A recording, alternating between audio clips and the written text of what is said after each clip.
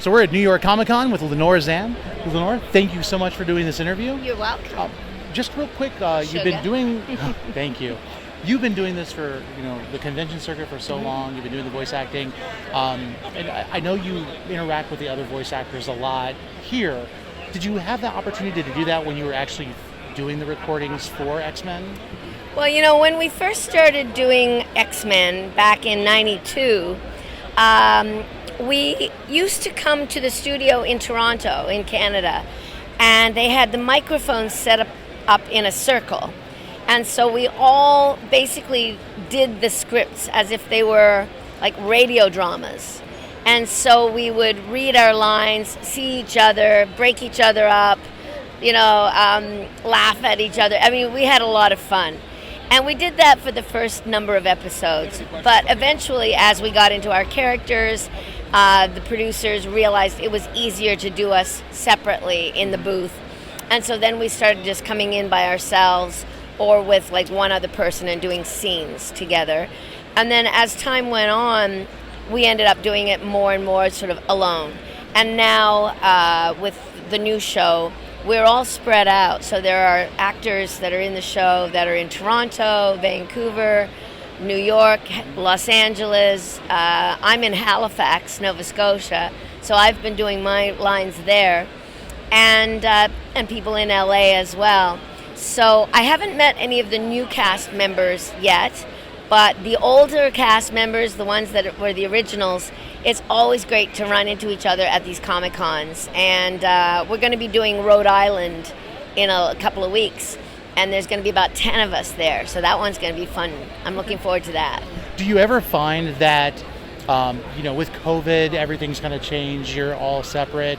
Do you ever miss that opportunity to be together to kind of feed off each other? I know there's that level of convenience, but do you ever kind of miss that building of relationships?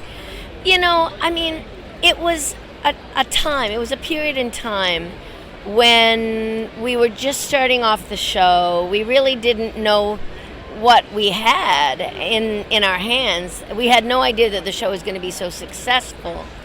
And so, time has changed things in the sense that we suddenly now realize what it means to the fans. So to be honest, the most important thing for us now is connecting with the fans. And we love meeting people, talking to them, hearing their stories about what the show meant to them. Mm-hmm. And I can speak for all of us. We all feel this way, and we're all moved. We are very moved when we hear some stories from people who say it changed their lives. They felt safe with us. Some kids who were bullied in school, or were treated with racist epithets, and who were maybe LGBTQ but were afraid to come out, and we made them feel it's okay to be different, and in fact it's beautiful, and we're all a rainbow, and isn't that a good thing, So to be honest, we're really excited to take this to the next level where we're meeting all the fans. Yeah, that's a big thing. And just watching you interacting with the fans, I can see that you love it as well. I love them. You just, even them wanting to take pictures, you taking pictures with them, you wanting the pictures with them.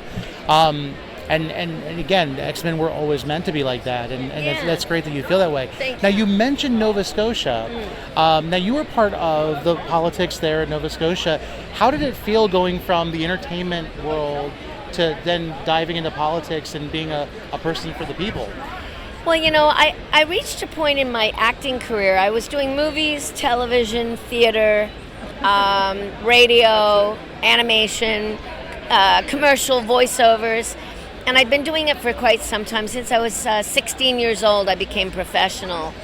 And I just reached a point where I didn't want to be saying other people's lines anymore and becoming characters. I wanted to be myself, and I wanted to talk about issues that were important to me, like social justice, equality, climate change, the environment, diversity, the arts and culture, the importance of putting money into the arts and culture, women's issues, all of education, the importance of education, and again, governments putting money into education. And so I left New York, actually. I had an apartment in New York at the time, I was doing my own play about Marilyn Monroe called The Marilyn Tapes. And I was in Law and Order. I did Law and Order, and I did a bunch of other shows here. And then I realized, okay, I want to move home to Nova Scotia, and I want to see where my next chapter leads me. And it was very shortly after I bought a house home in Nova Scotia and moved to my original community where I grew up, and I was asked to run for politics, and I thought, what have I got to lose? Like, I'll either get it or I won't. It's like a big audition, really, And if I got it, then I thought, well, that would be good. Then I'll be able to do all these things and talk about the issues that are important to me. And I won. In fact, I won in a landslide, and the media called it a Zann slide. That's great. That's great. Yeah. So then I ended up winning 3 more elections after that. So I won 4 elections in a row. From 2019 to 2021, right? Yeah. So 12 years altogether. Most of that time in state or provincial legislature, and then federally in Ottawa, in the capital, as a member of Parliament with Prime Minister Trudeau, which was very exciting. All right. Yeah. One last question, did you ever imagine that you would be coming back to the role of Rogue? I mean, you thought you didn't know what you had until, you saw the reaction. Right. Of course, you always knew how the fans felt when you saw them at conventions. Did you think you were ever going to come back and helm the role? It's interesting because we the first time all of the cast got together again was 30 years, was the 30th anniversary of X-Men 92. And we all were so excited to see each other. And we said, wouldn't it be nice if they would reboot the series and bring us all back?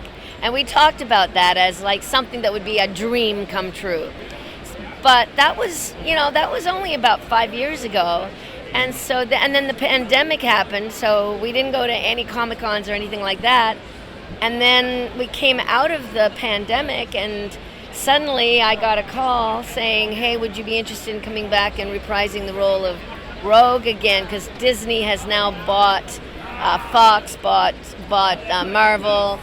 And I said, well, yeah, hell yeah, why not? So I went from, being an actor to a politician to coming back as a superhero. Well, what more could you want? Yeah. And I'm actually writing a memoir now about my life. That's great. About all of that, and it's called A Rogue's Tale. Oh. It'll be out next fall. Fall of 2024. Well, as a X-Men fan and a Rogue fan, thank you for all you do, You're so welcome. and thank you for coming back. Thank you. Thanks for having me Absolutely. on your podcast.